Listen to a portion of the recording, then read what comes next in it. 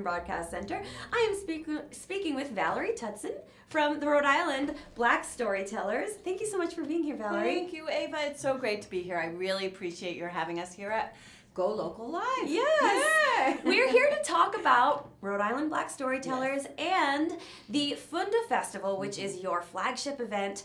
It is the 20th anniversary of this event, which is just amazing. Shocking. It's actually totally shocking. Somebody called me the other day and said, "Is it really 20 years?" I said, "Oh my God." Goes by fast, doesn't it? Yeah, really fast. It's crazy. Really, really fast. So let's start off with just talking about Rhode Island Black Storytellers a little bit, what the organization is about, the mission of the organization. Sure. We started 20 years ago, as you mentioned, when we had the opportunity to create an event that would celebrate the experiences of Black folks. We were a bunch of us who were working in the larger storytelling community, Ramona Bass-Colibay, Len Cabral, Rochelle Coleman, Melody Thompson, Abigail Jefferson, and we were involved in festivals, but there was going to be a celebration of Black arts and artists and community. And we thought that it would be really wonderful to have an opportunity to promote Black stories by Black people in our community, because so often other people tell our stories, right? Yeah. And we wanted to give folks an opportunity to experience storytelling from the Black tradition, which is very broad, by the way. Right. So that's how we got started. And we were excited. I was sitting with Ramona at her table and said, "Hey, wouldn't it be fun? Maybe we could be the Rhode Island Black Storytellers." Ooh, ribs! Let's do ribs, right? So that's who we are. We're ribs. I love it. And have you've been involved From since the beginning. get-go? Absolutely, from the beginning. That's incredible. Yeah. What a journey. Oh, boy. So the aspect of storytelling itself, I feel like it's sort of an art form that is always utilized in other forms of art, but Yes. as storytelling itself, it's sort of I don't want to say like a dying art form or anything, but not done as much as a pure storytelling. Oh, I love that. You're right. Not done as much as a pure storytelling. It's been co-opted. Sure. Many places Sure. and spaces. You know, and when we look at it from a traditional standpoint, right? If we look at it really how storytelling works in culture, and not just Black culture around the world, but cultures around the world, the stories and the storytelling activity itself were designed to help people really know who they are and how they fit in a community and what the values of that community are, what the aspirations of the community are, what is a no-no in the community, and what is absolutely important. And I think because of the power of that, that's why so many other places and spaces co-opt that, right? Because, hey, we can say this is what's valuable, Right. when maybe it's not. Right. And it's also integrated now into other things, you know, in story, songwriting, or, you know, those kinds of things. But, well, and of course, in traditional cultures, it wasn't separated either, right? So you didn't just have somebody standing telling a story. For mnemonic devices, there was poetry, or there was a song, because how else would you remember it?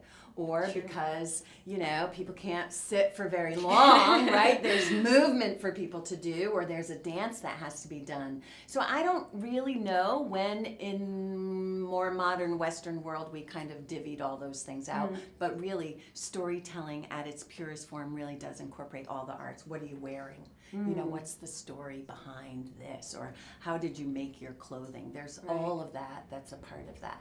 and do you always do sort of the traditional, or are you kind of running the gamut to We run the traditional gamut. to more modern types of storytelling? We definitely run the gamut because that shows that storytelling is always a living art form, right? That it's True. that it has to live in the present. But even the traditional stories are told in a way that speaks to whatever's happening now.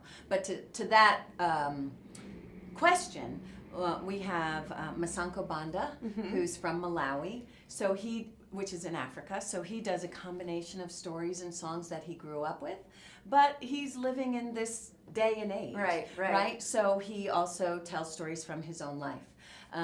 We have Teju Ologboni, who studied traditional drumming with Olatunji, who is one of the early African drummers to come here and bring African drumming to this country for people on the broader level to learn traditional drumming.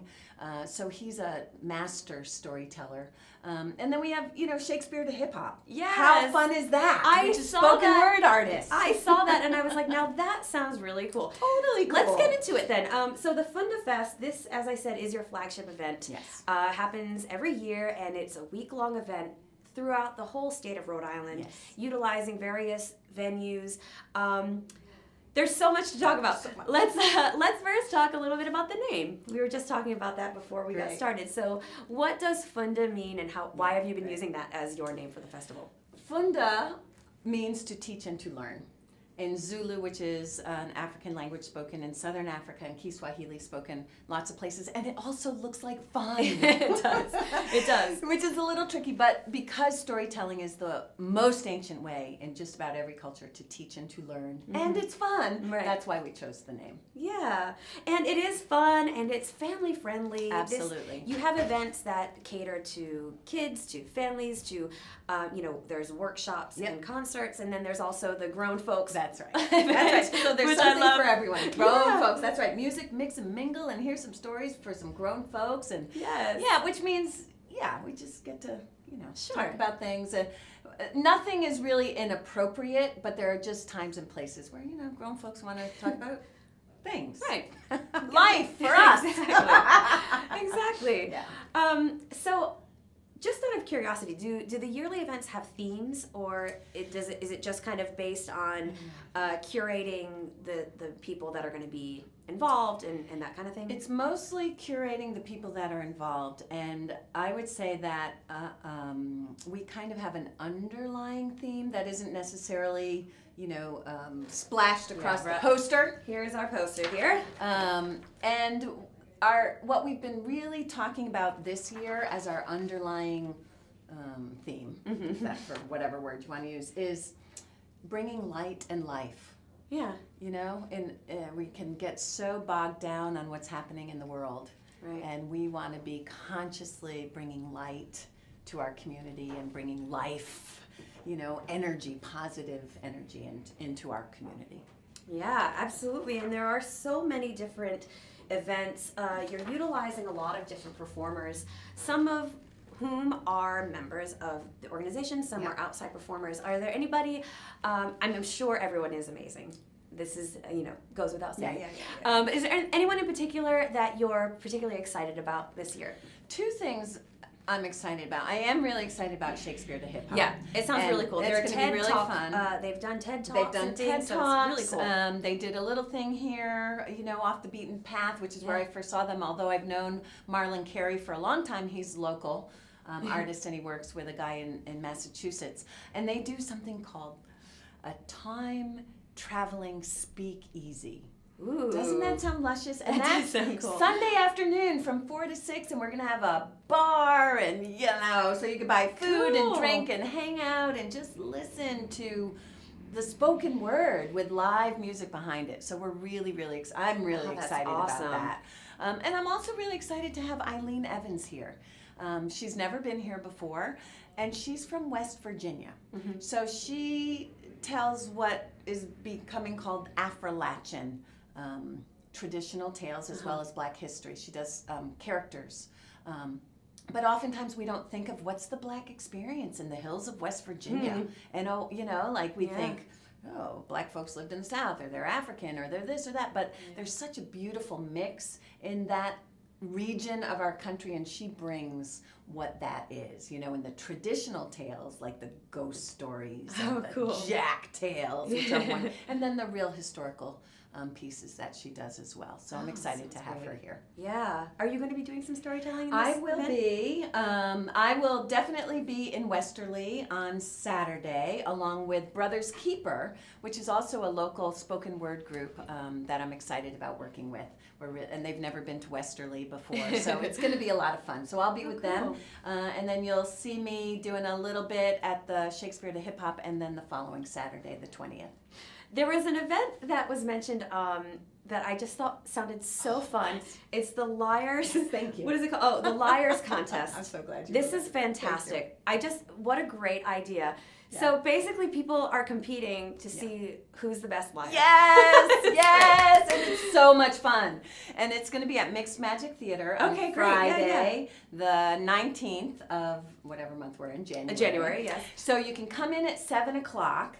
And you can, get your courage up. And the lies will begin to fly at 8 o'clock. And we have a panel of judges and the audience. And you have 5 minutes. There's criteria. You can't go over time or you'll lose points. And we're actually giving away cash prizes. This is amazing. Yeah, and we also give out trophies. We've been giving out trophies for years. So there are people walking among us who have won first place at the Ribs Liars Contest. And so who wins the Liars Contest? The person who is most believable? Or how does that work? Who well, I have to say it kind of depends on the judges. Okay. But you're judged on your originality. Okay, all your right. creativity, your believability. Sure. And, the judges, depends. Like some people really like the outrageous things. And also audience response. How does the audience respond to what you're doing? So all these are part of how the judges are tallying up there. I actually think that this year we are going to add, audience input into that. Sure, yeah. Because last year people got quite upset. They felt the winner had been robbed. Oh my goodness. Controversial. So it's really, really, really fun. And we're excited to be back at Mixed Magic Theater. We're happy to partner with them for that. Oh, we've had the Pitts Wileys on a number of times. Great. So happy to support Mixed Magic Theater as well. So I guess my final question here after talking about this amazing event, and again, it's January 13th through the 20th. It's all week long throughout Rhode Island at various locations. You can check out the info at ribfest.org. But I wanted to ask, after 20 years of doing this, how do you feel this festival has impacted our community?